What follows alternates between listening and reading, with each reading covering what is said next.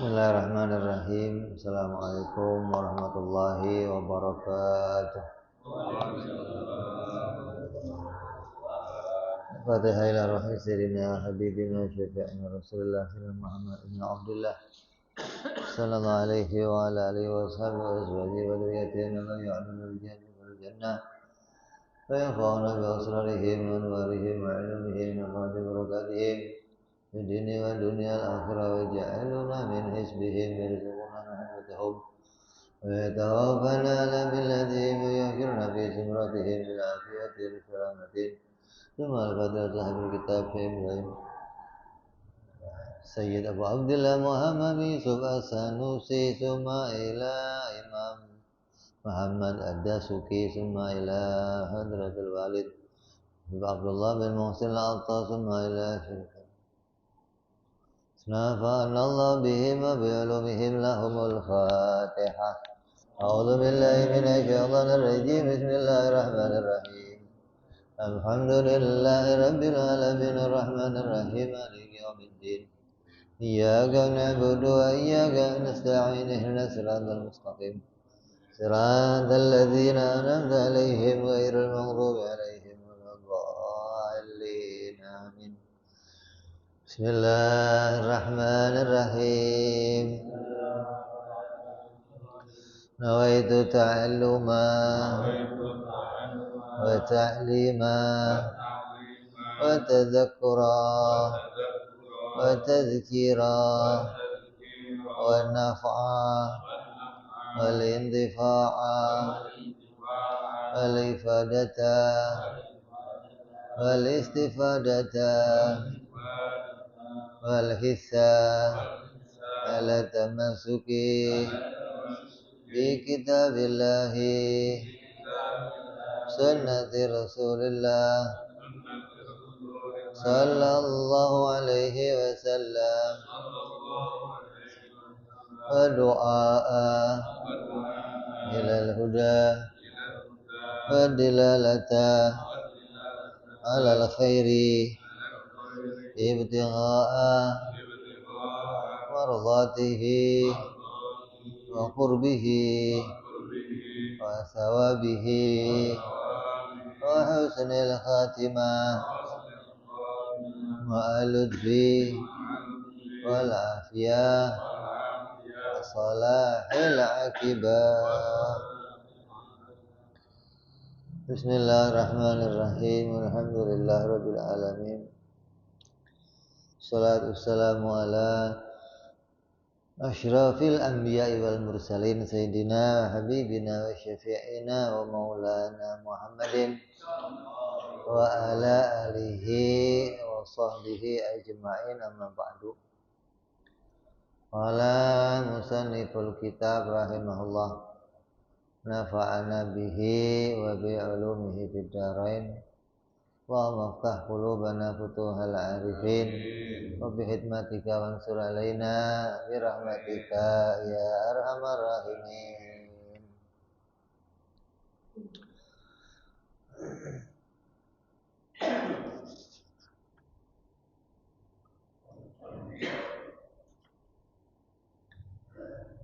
Selesai membahas tentang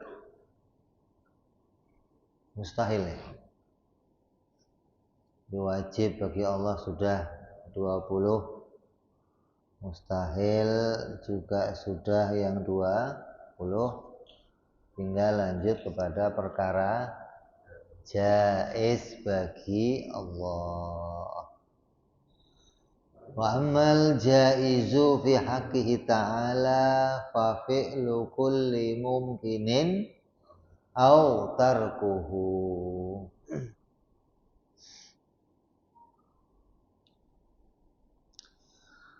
Adapun di antara perkara jaiz yang dinisbatkan kepada Allah Subhanahu wa taala itu hanya ada satu, yaitu fi'lu kulli mumkinin au tarkuhu, yaitu menciptakan membuat setiap perkara mungkin atau tidak membuatnya.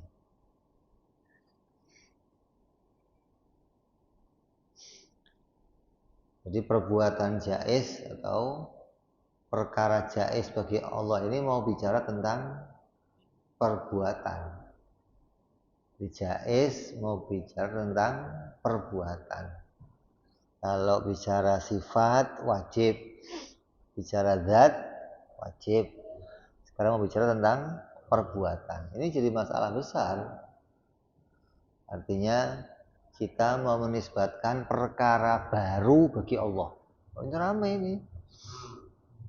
Ini ada zat qadim dinisbati perkara yang baru. Ini kata Mu'tazilah, kata Wahabi, ente ini apa? Ngomong Tuhan nggak boleh punya sifat baru, ente aja menisbatkan hal baru bagi Allah.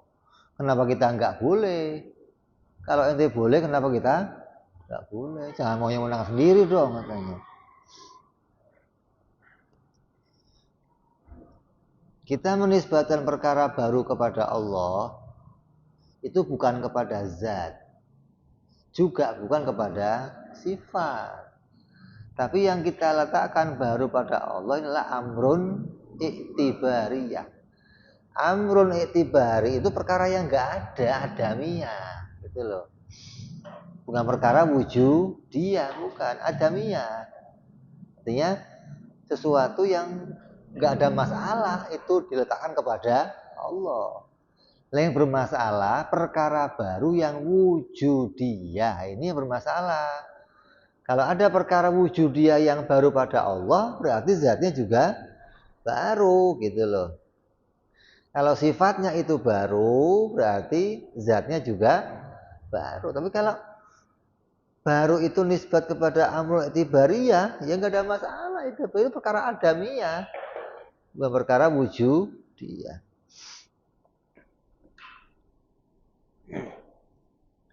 Ya, jadi mau bicara ta'aluknya tentang kudrat, bicara tentang perbuatan bagi Allah. Perbuatannya Allah itu hanya ada berapa? Satu, yaitu menciptakan atau tidak menciptakan. Kenapa kok pakainya atau?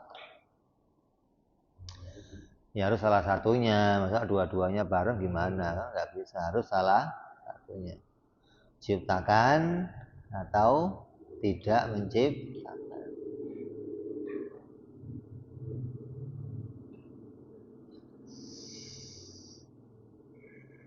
Lama faragha min dzikri ma yajibu fi haqqi ta'ala ma yastakhilu dzakarahuna al-qismus salis wa ma yajuzu fi haqqi ta'ala.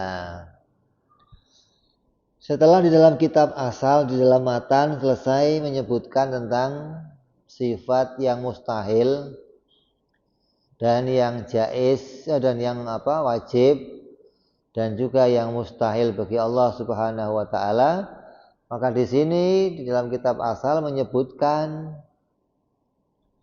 bagian yang ketiga dari pembahasan sifat, yaitu perkara jaiz bagi Allah. Ma yajuzu ini bukan sifat, gitu loh. Maka ketika ini dijadikan sifat, ini bermasalah. Gitu loh. Maka yang jaiz bagi Allah bukan sifat, tapi ini perkara atau iktibariyah yang dinisbatkan kepada Allah. Nisbat kepada sifatnya Allah. Nisbat kepada sifat. Artinya ta'aluk itu semua nisbat kepada sifat. Sama basor punya ta'aluk, kudrat iradat punya ta'aluk, kalam punya ta'aluk. Ta'aluk itu apa? Iktibariyah. Nisbat perkara iktibari kepada sifatnya, bukan kepada zatnya.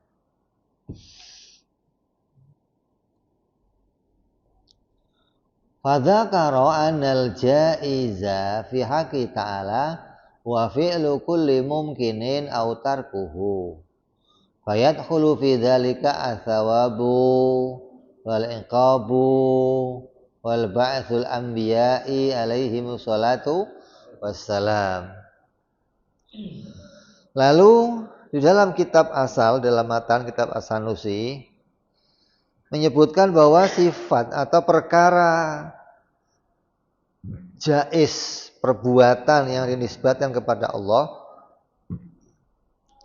itu hanya ada satu, yaitu menciptakan segala hal yang mungkin atau meninggalkannya atau tidak menciptakannya. Artinya ini dibatasi adalah perkara yang mungkin, bukan wajib, bukan mustahil. Kadang orang berlebihan, Allah mah bisa bikin apa aja. Gak ada yang mustahil bagi Allah. Yang wajib bisa, yang mustahil bisa. Allah kan super power, maha bisaan. Apapun bisa diciptakan oleh Allah. Nah, ini yang nggak benar nih, gitu loh. Yang bisa diciptakan Allah itu perkara yang mungkin, bukan setiap perkara, bukan. Karena perkara itu ada yang wajib, ada yang mustahil, ada yang jaiz, gitu loh. Jadi perkara itu 3. Lah, dari 3 perkara ini yang ada kemungkinan ada kecocokan untuk diciptakan ya cuma 2, 1 jaiz. Wajib nggak ada kecocokan untuk diciptakan. Kenapa? Jaiz aslinya ada. Kalau wajib aslinya ada. Kalau wajib diciptakan berarti mengadakan sesuatu yang sudah ada. Gimana? Tahsilul hasil. Ada lampu udah nyala, dinyalain. Gunanya apa? Nggak ada gunanya dong. Nah kalau mustahil, bisa nggak dibikin mustahil nggak ada kecocokan untuk diciptakan? Kenapa? Mustahil itu perkara yang tidak akan mungkin jadi ada, namanya mustahil. Kalau dia kok bisa diciptakan, ya bukan mustahil namanya. Andai kalau Allah mau mengusahakan bikin yang mustahil, namanya apa? Qalbul haqaiq. Namanya memutar balik fakta. Artinya perkara yang tidak ada mau diada-adakan. Ini namanya sesuatu yang enggak cocok di dalam pemikiran akal gitu. Jadi yang bisa diusahakan, bisa dicocokkan dengan penciptaan hanya satu perkara jaiz, yaitu dia boleh ada dan boleh juga tiada. Maka inilah yang dikaitkan sama perkara jaiz bagi Allah. Allah menciptakan setiap perkara yang mungkin. Mungkin itu ukurannya apa? Ya bisa menerima ada, bisa menerima tiada. Itu namanya perkara mungkin. Dan yang masuk dalam perkara mungkin itu apa? As-sawabu wal iqab. Pemberian pahala. Allah memberi pahala kepada ibadah kita. Itu hukumnya apa? Jaiz. Kamu disuruh sholat, kamu disuruh puasa, kamu disuruh haji, suruh ibadah, kok kemudian Allah memberikan pahala? Itu memberi pahala bagi Allah hukumnya jaiz, bukan wajib. Wah, harus dong. Masa saya udah diperintah sholat nggak dikasih pahala? Jahat banget Allah. Lu mau jahat mau apa terserah ente dah. Tetap bagi Allah hukumnya jaiz, boleh-boleh saja. Kewenangan bagi Allah. Kalau dibalik gimana? Kalau ente berbuat patuh, Allah nyiksa gimana? Boleh. Kalau ente malah berbuat maksiat, diberi pahala. Kan boleh. Kayak orang main game. Game itu semakin orang banyak membunuh, semakin banyak poinnya. Kan boleh aja. Ya nggak bunuh, nggak dapat poin. Kan boleh aja. Allah bikin begitu gitu loh. Ini hanya Allah gitu loh. Yang semakin banyak berbuat sholat, ibadah diberi, ya boleh aja. Itu hanya Allah. Itu namanya jaiz gitu loh. Jadi memberikan pahala untuk ibadah kamu itu bukan kewajiban. Boleh-boleh saja bagi Allah.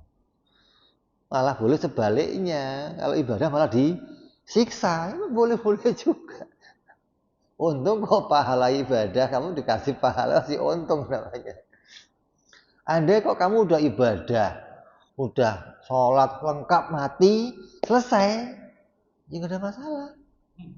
Kenapa? Allah sudah penuhi semua kebutuhan kamu di dunia. Kamu sudah dipenuhi semua di dunia. Kayak orang tua kamu memenuhi, melihara kamu dari kecil. Lahir, diurusin ya. Terus dia merintah kamu, nyuruh kamu, perlu kasih upah nggak? Perlu nggak? Nah, nggak perlu. Masalah buat kamu? Masalah nggak? Nggak masalah kan? Nah Allah juga begitu, gitu loh.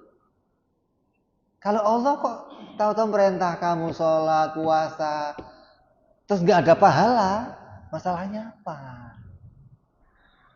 Oh dia udah nyiapin alam, nyiapin tempat untuk kamu, ngasih kamu rezeki, ngasih kamu, itu nggak ada masalah. Nah kok tahu-tahu saya ibadah, dikasih pahala, oh, ini anugerah, gitu dong mestinya, karunia ini dari Allah. Itu harus bangun pikirannya ke situ, gitu loh. Itu pikirannya ahli sunnah harus dibangun ke arah itu. Jadi pahala yang diberikan oleh Allah untuk kita dari ibadah kita itu betul-betul anugerahnya Allah, bukan kewajiban.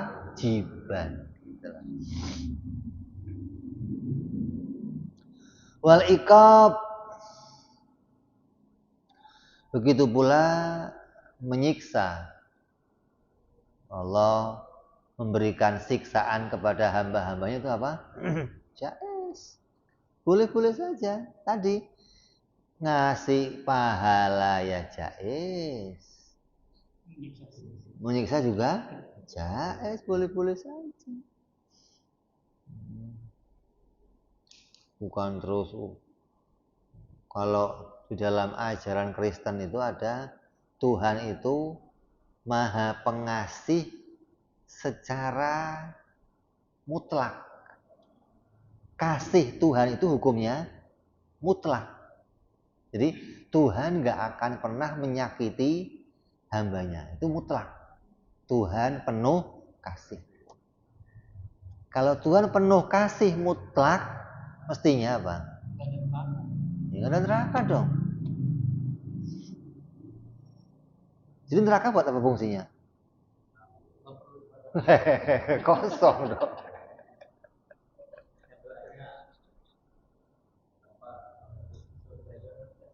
Nah ya itu dia iya dong, pelanggaran harusnya dong. Kalau memang dia konsekuen bahwa Tuhan itu kasihnya mutlak, artinya kasih Tuhan itu nggak terbatas, berarti nggak mungkin ada neraka. Iya dong. Terus nggak perlu ada penebusan. Udah selesai, ngapain tebus-tebusan segala? Tuhan Maha Kasih, Ngapain duluan? Hah? Lah iya.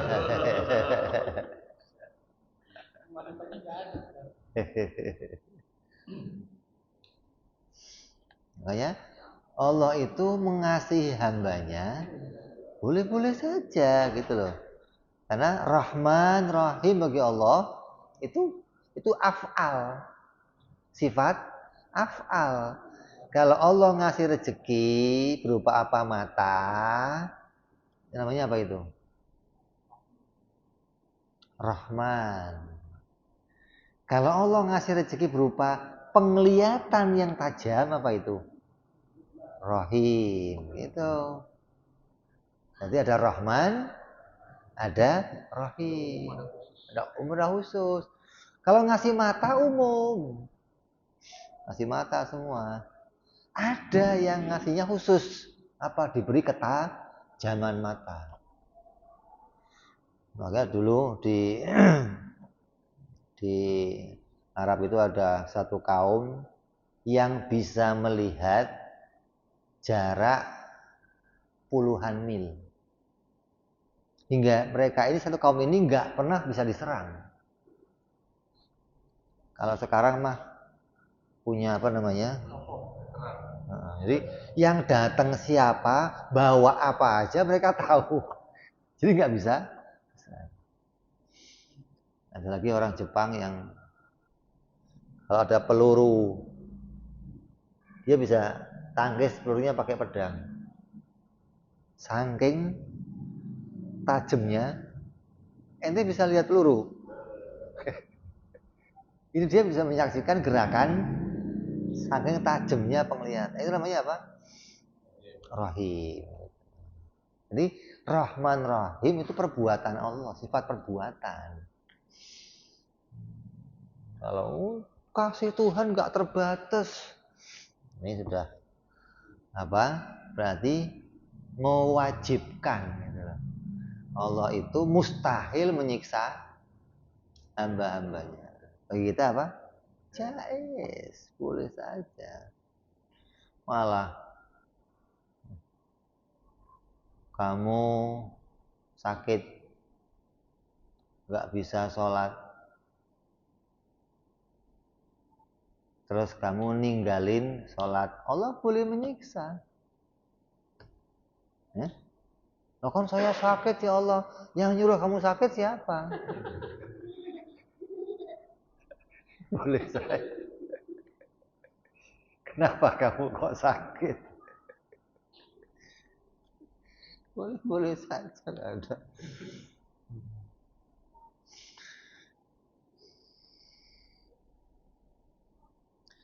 Jadi pemberian pahala dan pemberian siksa juga bukan bagian kewajiban bagi Allah. Maka di antara pemikiran mungkinnya hari kiamat itu di antaranya terjadinya ketidakadilan. Di dunia ini ada ketidakadilan. Ada orang yang ngelakuin maksiat,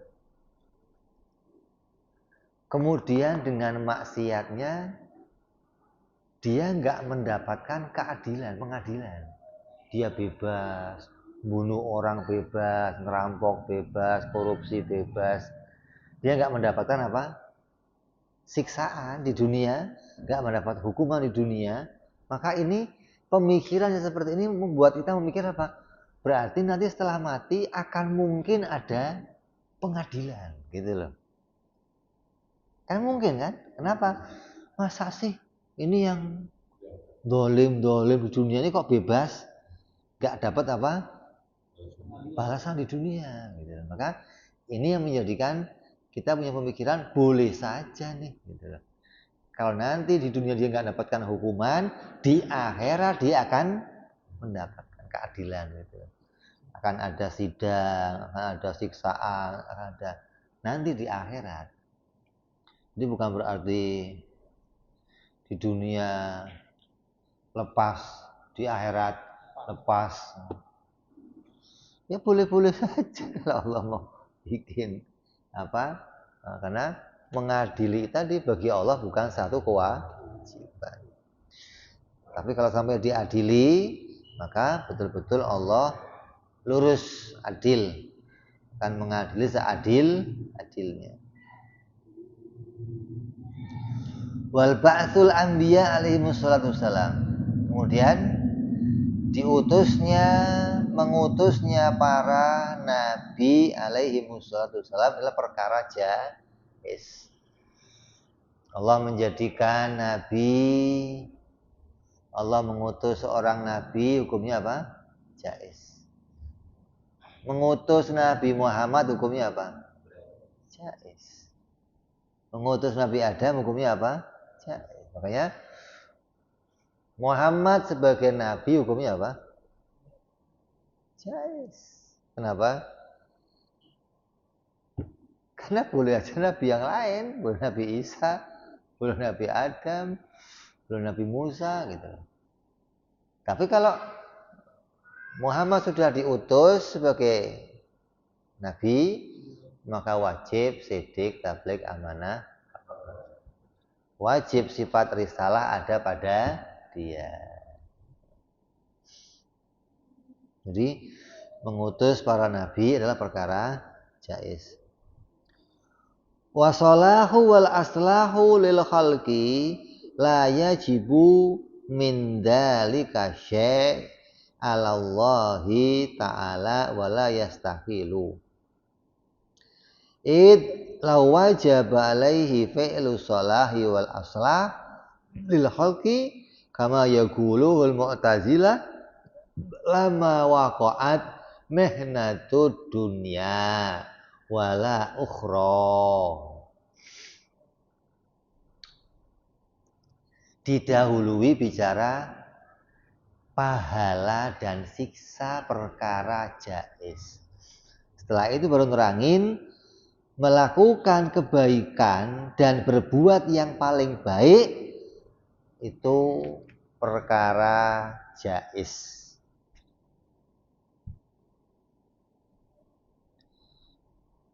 Bukan kewajiban bagi Allah.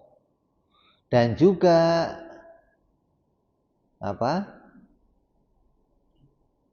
la yajibu min dzalika syai' 'ala Allah ta'ala wala yastahilu. Tidak ada kewajiban bagi Allah dalam penciptaan dan tidak ada kemustahilan bagi Allah dalam penciptaan sesuatu. Jadi Allah menjadikan kebaikan, bukan kewajiban. Dan Allah menjadikan yang terbaik, juga bukan kewajiban. Allah itu harus dong bikin yang baik dan bikin yang lebih baik. Hambanya itu harus dikasih yang terbaik, bukan kewajiban bagi Allah. Boleh aja Allah bikin kebaikan, boleh juga Allah tidak bikin kebaikan. Boleh Allah jadikan yang terbaik dan boleh tidak menjadikan yang terbaik. Kayak Allah mengutus nabi. Nabi yang terbaik siapa? Enggak semua jadi umatnya. Mengutus nabi baik enggak? Baik. Enggak semua punya nabi. Berarti Allah itu enggak harus menjadikan yang baik bagi suatu kaum. Boleh aja kaum itu enggak diutus nabi oleh Allah. Mengutus nabi itu rahmat. Allah mengutus nabi pada suatu kaum itu bentuknya apa? Rahmat bagi Allah. Artinya apa? Allah kasih perintah dengan menjadikan utusan. Boleh saja Allah kasih perintah enggak pakai utusan. Artinya Allah ngasih perintah tanpa ada contoh. Nah, lo mikir-mikir dah lo. Sholat 5 waktu. Gimana caranya sholat? Lo terserah lo mikir dah. Lo mau gimana kayak caranya sholat kayak. Saya perintah kamu haji. Gimana haji? Oh, udah pikir gimana. Boleh begitu? Boleh aja. Kenapa enggak boleh? Makanya dikatakan begitu Allah mengutus Nabi rahmat. Kenapa? Dijadikan perintah dan dikasih contohnya, uswahnya gitu loh. Kamu nggak usah mikir lagi gimana sholat, gimana puasa, gimana. Tinggal ini loh. Ada apa namanya? Tutorialnya. Jadi bentuk rahmat yang luar biasa Allah mengutus seorang nabi. Ada kaum yang nggak dikasih, boleh aja. Ada kaum dikasih nabi tapi bukan nabi yang terbaik, boleh juga. Gitu. Jadi menjadikan yang baik itu nggak wajib bagi Allah. Menjadikan yang paling baik untuk suatu kaum juga nggak wajib bagi Allah. Boleh aja Allah bikin kebaikan suatu kaum, juga boleh Allah tidak bikin yang terbaik untuk suatu kaum. Id lau wajaba alaihi fi'lu shalah wal aslah. Kalau Allah itu wajib baginya berbuat, dalam perbuatan Allah itu ada kewajiban menjadikan yang baik dan yang lebih baik. Seperti apa yang diomong oleh Mu'tazilah, lama waqa'at mihnatun, maka niscaya nggak akan ada ujian di dunia. Ada nggak ujian? Apa bentuknya?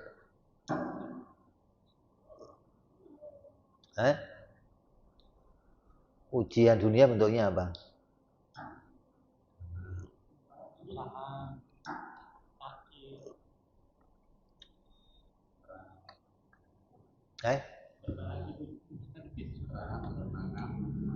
Susah, sakit, miskin.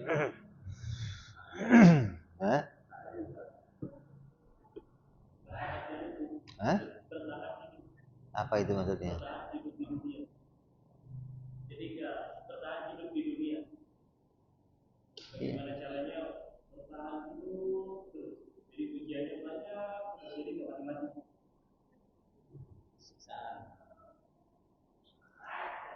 Jomblo, nggak kawin ujian itu.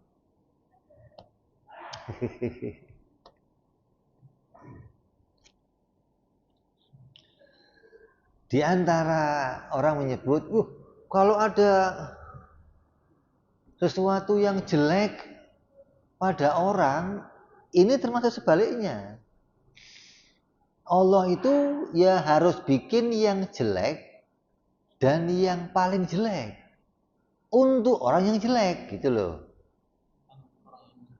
Kalau ada orang yang baik, Allah harus bikin yang baik dan yang terbaik gitu loh.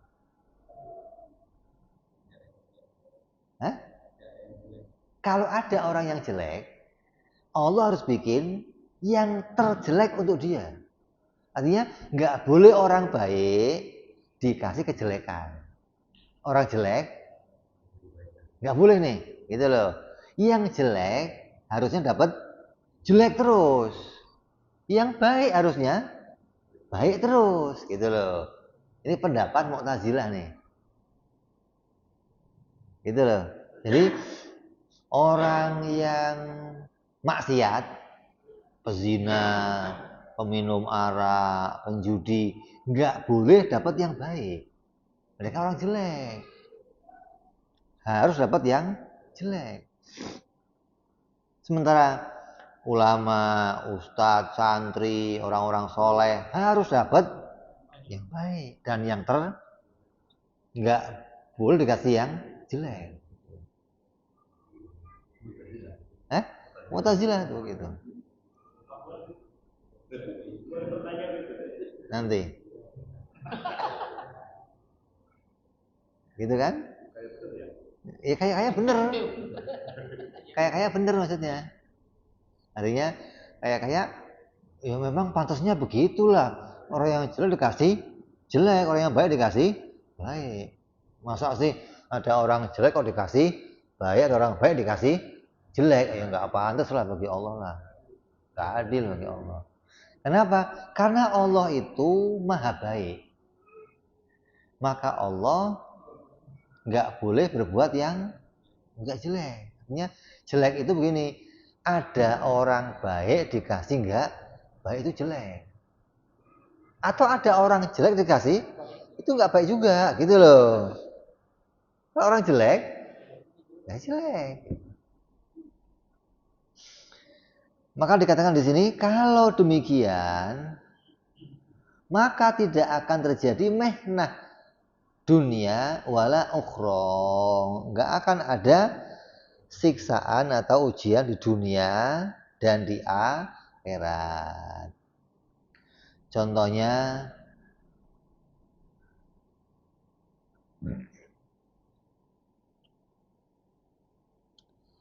Allah jadikan anak kecil sakit.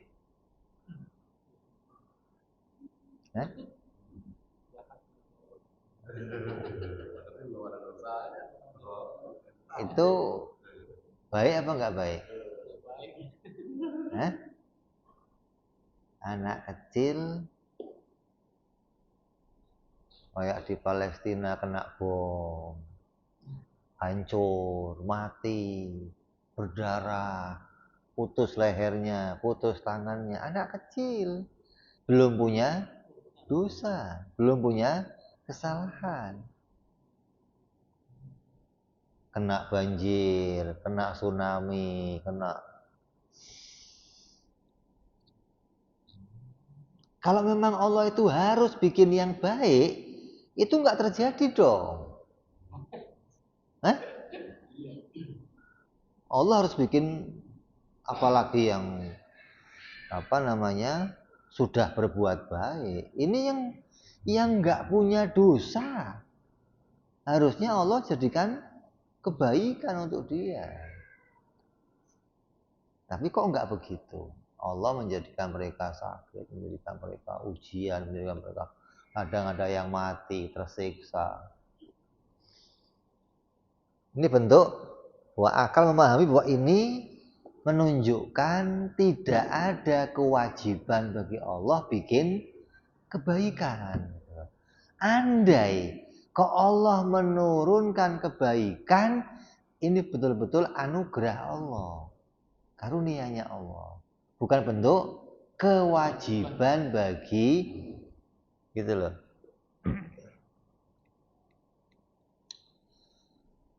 Gak akan ada ujian di dunia dan gak akan ada siksaan di akhirat.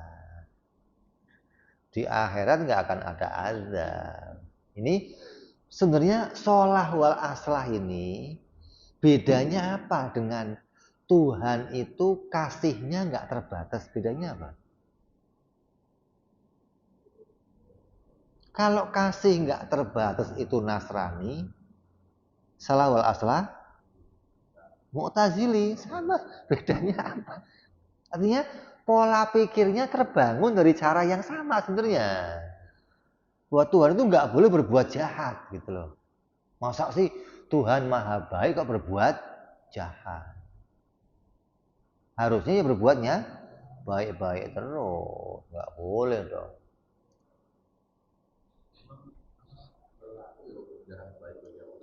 Nah itu dianggap dia begitu. Jadi Allah kayak Allah itu kena taklif loh, maksudnya loh. Ada yang mentaklif Allah hingga Allah itu nggak boleh berbuat. Iya begitu loh. Ini nanti terangkan di sini. Kayak sutradara itu mau bikin film peperangan yang mati 1000 orang, 2000 orang. Sutradaranya jahat apa enggak? Dasar sutradara jahat. Bikin film kok isinya pembunuhan, kematian. Kalau sutradara yang baik gimana? Ya bikin film percintaan, seneng-seneng, punya anak, duit kaya. Kok jadi ini ngatur sutradara gitu? Sutradara kok diatur?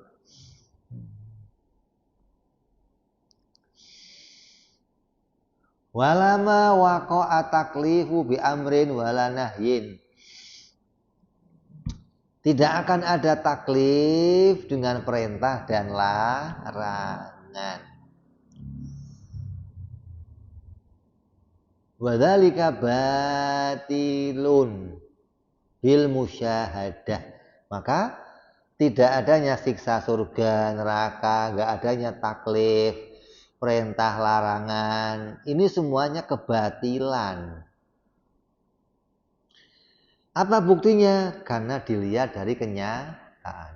Dalam kenyataannya itu terjadi bahwa ada ujian di dunia, ada di akhirat nanti, ada perintah, ada larangan.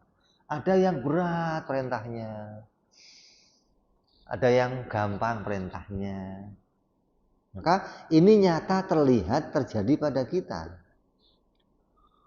Wa ma yaqduru minal masalih ma'atil kal mihani wa taklifi wallahu ta'ala qadirun ala isoli tilkal masalih bidunil masyaqqat au mihnatin taklif.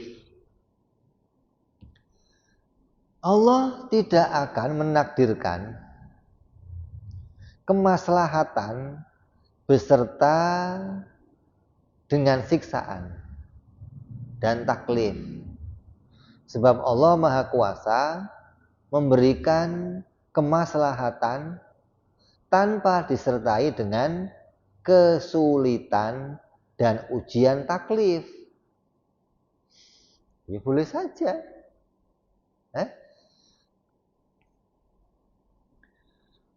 Allah menakdirkan sebuah kemaslahatan. Kamu dikasih kebaikan semua. Atau Allah tidak menakdirkan kemaslahatan. Tapi Allah jadikan apa? Siksaan dan taklif. Atau sebaliknya, Allah berikan kemaslahatan semua tanpa ada kesulitan dan ujian taklif. Ya boleh saja. Wa aidzon falaisa tilkal masoleh amatan fi jami'i mumtahinina wal mukallifina biqad'in bi annal mihnata wa taklifa fi haqqi man khutima alaihi bil kufri.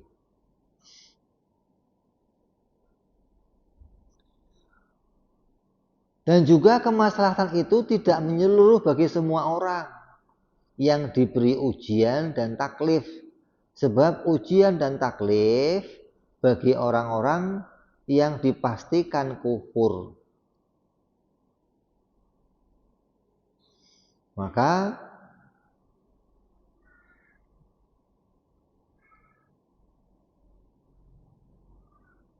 wal'iyadhu billahi ta'ala nikmatun azimatun wa ta'ridun lil halakil abadiyah. Semoga Allah Subhanahu wa taala melindungi kita darinya. Artinya dari petaka yang sangat dahsyat dan jalan menuju kebinasaan abadi nanti di akhirat. Ini ahli sunnah punya pemahaman bahwa Allah Subhanahu wa ta'ala boleh-boleh saja menjadikan adanya siksaan. Dan siksaannya tanpa batas. Allah juga boleh saja menjadikan kenikmatan yang kenikmatannya tanpa batas. Yang mau dijadikan nikmat siapa? Ya boleh siapa saja. Ada orang yang taat disiksa. Boleh? Jaiz enggak? Jaiz. Ada orang yang maksiat diberi surga. Jaiz. Jaiz. Di dunia juga begitu. Orang yang ngelakuin maksiat sehat, kaya. Yang taat kismin, sakit-sakitan, hidupnya susah. Boleh. Dan itu nyata, kelihatan mata gitu loh maksudnya. Bukan hanya, oh ini kita asumsikan, ini nggak boleh begini. Lah nggak boleh itu terjadi nggak pada kenyataannya gitu loh. Jangan, ya pokoknya Tuhan kan maha baik, nggak boleh begini. Tapi terjadi, mesti dia nggak bener. Nuduh akhirnya. Nuduh akhirnya. Kalau ada orang yang soleh, kok susah, mesti solehnya nggak bener nih. Ada apa-apa nih. Ya udah, yang soleh jangan difitnah. Ini yang anak-anak aja lah kamu lihat gitu loh. Ini maksiat apa enggak? Taat apa enggak? Kok dibikin? Gitu loh. Oh ini nular ya orang tuanya.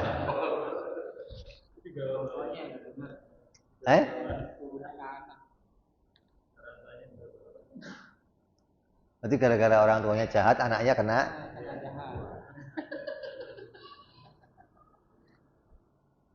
Dan Nabi Ayub, apa jahatnya Nabi Ayub? Tanya lagi tapi pokoknya ada bicara jawabannya. Kalau baca. Jadi asalnya begini, Allah itu tadi maha baik. Artinya sifat baiknya Allah itu tak terbatas. Ini di sini salahnya gitu loh. Bahwa Allah itu punya sifat kebaikan, kasih sayang yang nggak terbatas. Sehingga Allah itu jadinya nggak boleh berbuat nggak baik gitu loh. Jadi kewajiban gitu loh. Hingga wajib Allah itu berbuat baik. Kalau Allah tidak berbuat baik, maka Allah meninggalkan yang wajib. Meninggalkan yang wajib bagi Allah itu nggak baik gitu loh. Jadi ini ada taklif dari hambanya untuk Allah.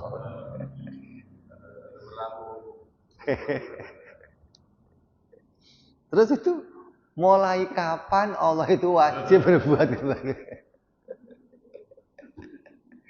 Yang mentaklif siapa maksud? Kalau Allah itu wajib berbuat baik itu yang mentaklif siapa? Kalau Allah nggak berbuat kebaikan, Allah jadi nggak baik. Nggak baik, ini sifat nukus. Kurang baik, cedera bagi Allah. Maka Allah nggak mungkin punya sifat yang cedera. Wajib punya sifat yang sempurna. Jadi menjadikan kewajiban, menjadikan kebaikan jadi kewajiban bagi Allah karena ini sifat kesempurnaan. Kalau nggak begini berarti Allah sifatnya nggak sempurna, cedera. Dengan apa? Membuat sesuatu yang nggak baik. Ini terbangun pola pikir seperti ini, dia hingga menetapkan bahwa Allah itu wajib menjadikan kebaikan. Padahal ini semua kalau terjadi maka pastinya apa? Nggak akan ada siksaan dunia dan akhirat. Nggak akan ada apa? Taklif, perintah dan larangan. Nggak akan ada pembebanan perintah dan larangan kepada seorang hamba. Pembebanan itu hal yang menyusahkan. Ini disuruh sholat, disuruh puasa, susah nggak? Susah. Maka Allah nggak boleh bikin susah hambanya. Kalau begitu nggak akan ada taklif nih. Kalau nggak ada taklif, berarti Allah itu harus bikin hamba itu semuanya maslahat di dunia sampai nanti maslahat di akhir. Jadi ente yang ngatur Allah apa ente diatur sama Allah sebenarnya gitu.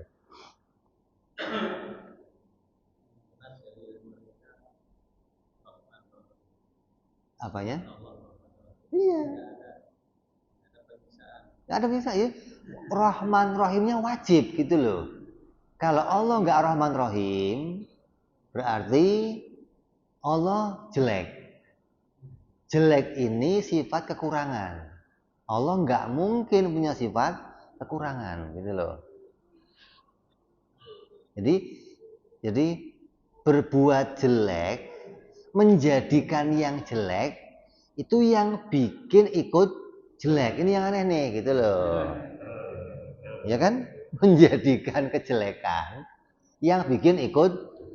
Kalau sutradara menerbangkan Gatot Kaca, itu sutradara ikut terbang nggak? Nggak ikut ya? Lah hubungannya apa? Ya nggak ikut terbang lah urusannya. Dia menerbangkan Gatot, ya dia yang nggak ikut terbang. Urusannya apa? Wong dia mau bikin terbang yang lain. Begitupun Allah mau bikin seseorang jelek. Terus kok bisa nyamber ke Allah jeleknya itu? Bagaimana kok jadi jeleknya kembali ke Allah gitu loh? Hah? Oh, kembali.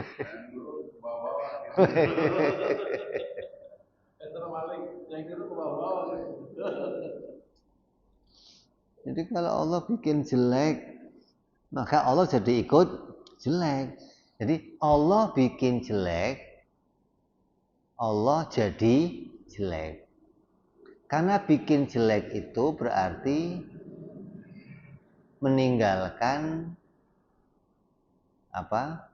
Bikin yang baik. Meninggalkan yang baik itu bagi Allah nukus. Maka Allah nggak mungkin punya sifat nukus.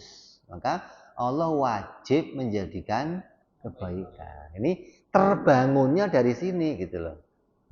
Padahal membuat apa saja hukumnya jaiz bagi Allah. Nggak ada, oh Allah itu harus bikin yang baik. Allah itu harus memaafkan hambanya. Allah nggak boleh menyiksa hambanya, itu nggak ada menjadi kewajiban. Lalu kalau pemikirannya itu normal, kalau ada perkara yang wajib dalam perbuatan Allah, berarti yang diperbuat jadinya apa? Wajib. Kalau Allah wajib bikin hujan, yang terjadi apa?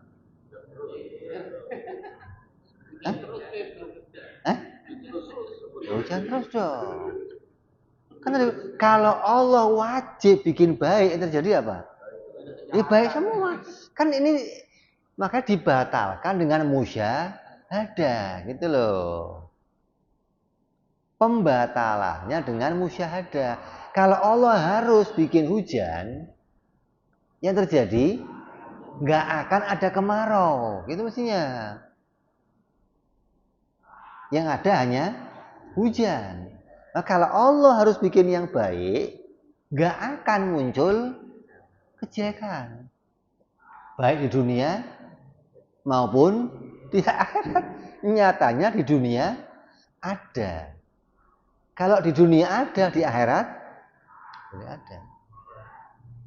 Terus nggak akan ada pembebanan, karena pemberian beban sesuatu yang berat, jelek. Jadi Allah nggak bikin yang baik untuk hambanya. Nyatanya pemberian beban itu ada, gitu. Jadi perkataan Allah wajib bikin baik dibatalkan dengan apa? Musyahadah. Apa yang nyata di hadapan kita ternyata banyak hal-hal yang nggak baik yang Allah ciptakan. Nggak baik itu apa? Hal yang pahit gitu loh. Yang nggak enak. Nabi alaihissalam itu 3 bulan kadang dapurnya nggak ngebul. Itu manis apa pahit? Manis sama pahit. Allah nggak baik, Nabi. Kalau orang maksiat, kafir, pantes. Ini yang kafir nggak pernah kosong dapurnya. Yang Nabi nggak ngebul dapurnya juga.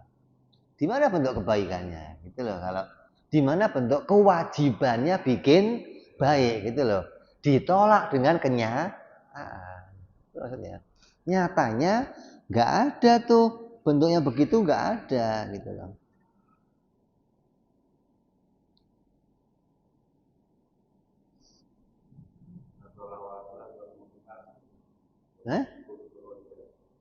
Apa itu?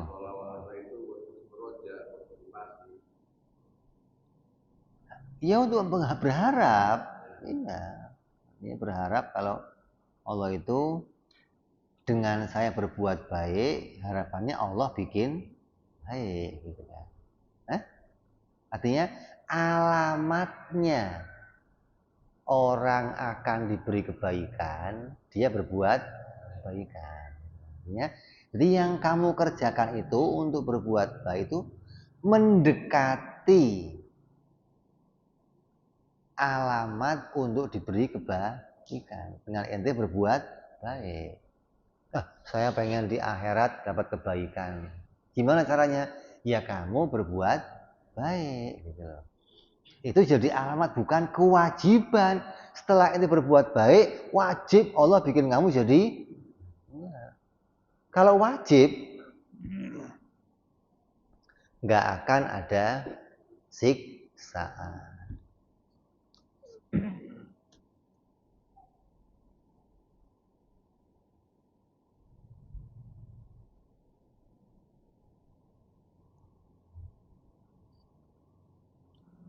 Allah tidak akan menakdirkan kemaslahatan dengan siksaan dan taklif. Kalau itu satu kewajiban. Sebab Allah Maha Kuasa memberi kemaslahatan tanpa disertai kesulitan atau taklif. Allah itu bisa bikin maslahat tanpa adanya kesulitan ujian taklif. Contohnya siapa? Diberi kebaikan, maslahat di akhirat tanpa ada taklif, tanpa ada perintah sholat, puasa. Siapa? Fatrah. Orang fatrah itu nikmat. Gila yang permanen itu nikmat. Makanya itu kalau orang gila beruntung banget ente gitu, jangan wah ini orang kesian banget, bukan kebalik ente gitu.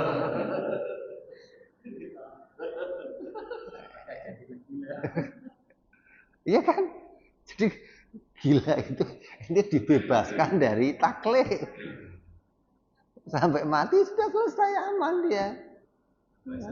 Iya.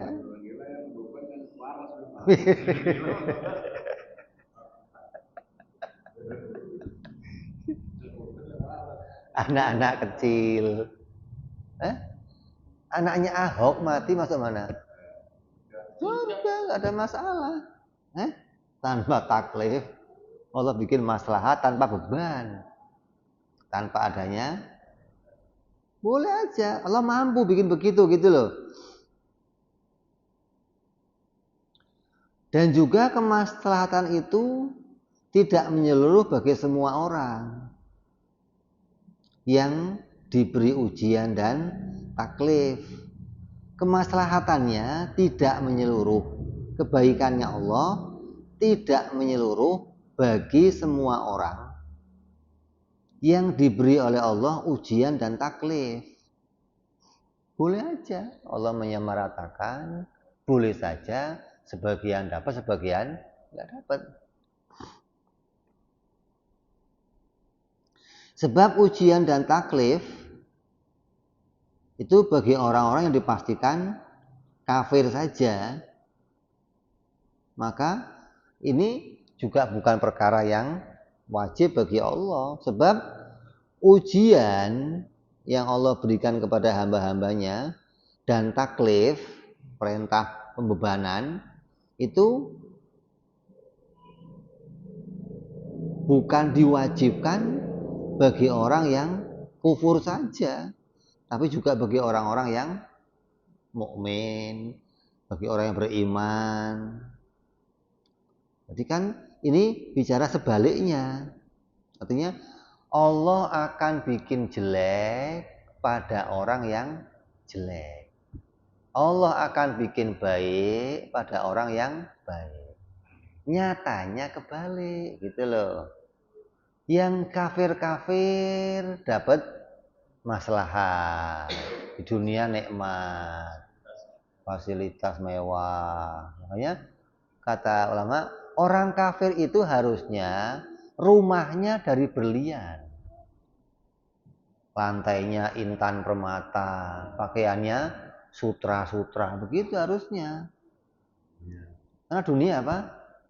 Jannatul kafirin. Kok ada orang kafir yang kismin di dunia, ya Allah. Hapes banget. Budak di dunia kismin, di akhirat disiksa lagi.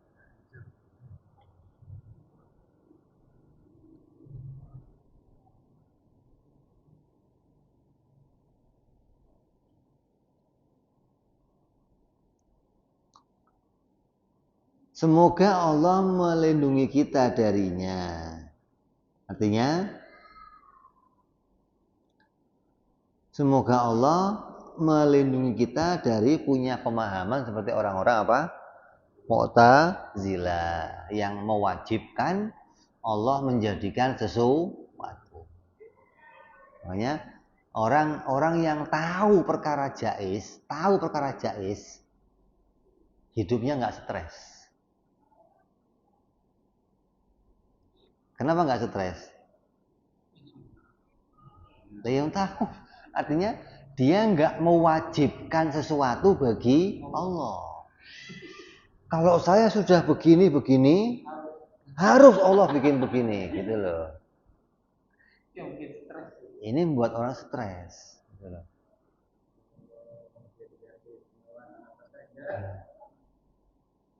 Kalau saya berbuat begini, nggak mungkin Allah bikin yang ini orang yang pada stres. Kenapa? Apa yang diangan-angan dia Allah akan bikin A yang jadi B. Nggak terima dia. Kenapa?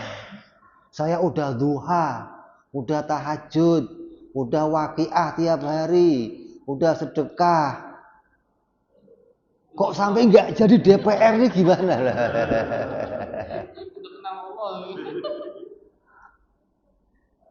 Kok masih miskin aja gimana? Dia nggak tahu untungnya dibikin miskin jadi umat Nabi Muhammad, nggak tahu. Umat Nabi Muhammad itu dibikinnya miskin rata-rata gitu. Kenapa? Karena biar hisapnya cepet gitu.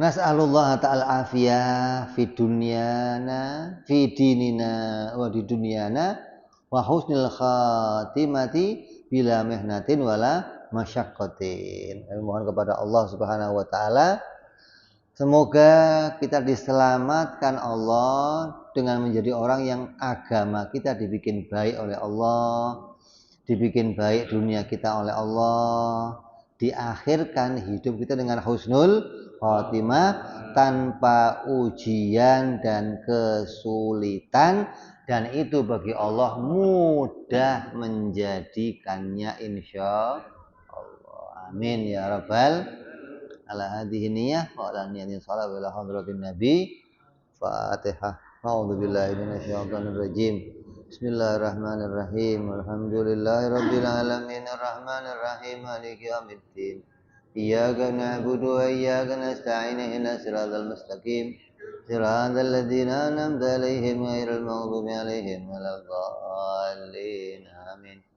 يا ربنا اعترفنا بأننا اقترفنا وأننا أسرافنا للغى أشرافنا فتب علينا توبة تغسل كل عوبة استر لنا عوراتي وأمن رواتي واغفر لوالدينا ومولودنا والآل والإخوان وسائر الهلان كل ذي محبة جيرة أو صحبة مسلمين أجمع أمين ربي اسمع فضلا لا باكتساب منا بالمصطفى رسولي كل سولي صلى وسلم ربي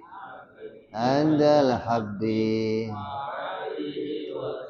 عدد طنس سحبي والحمد لله في البدء وتناهي سبحان ربك رب العزة عما يصفون سلام على المرسلين الحمد لله رب العالمين السلام عليكم ورحمة الله وبركاته